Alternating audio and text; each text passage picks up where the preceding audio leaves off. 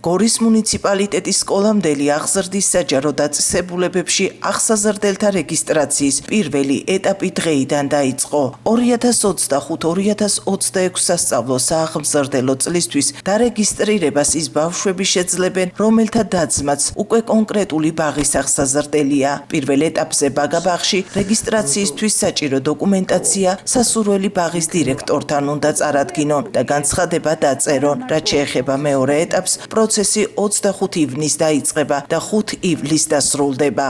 საჯარო დაწესებულებებში რეგისტრაცია ორ ეტაპად განხორციელდება. პირველი ეტაპი დაიწყო დღეს 20 ივნისს და გაგრძელდება 24 ივნისის ჩათვლით.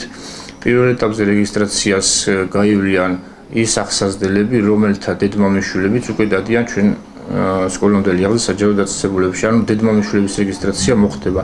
პირველ ეტაპზე რეგისტრაცია ხდება ბაღებში ადგილზე საბუთების მიტანით, ანუ მშობელს დაინტერესებულ მშობელს, რომელ ბაღშიც უნდა ბავშვის დარეგისტრირება, უნდა მივიდეს და ადგილზე ბაღში დირექტორთან დაწეროს განცხადება და მიიტანოს საბუთები.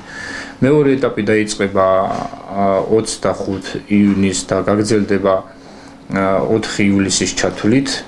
მეორე ეტაპზე რეგისტრაციას გაივლის ყველა სხვა დანარჩენი ის აღსაზრდელი, ვისაც სურვილი აქვს ბაღში სიარულისა. მეორე ეტაპის რეგისტრაცია განხორციელდება ელექტრონული ფორმით ელექტრონულ პორტალზე GORI-KIDS-G. რაც შეეხება საზაფხულო ბაგაბაღებს, გასული წლის მსგავსად არც წელს გაიხსნება. საზაფხულო ბაღი წელს არ გვექნება.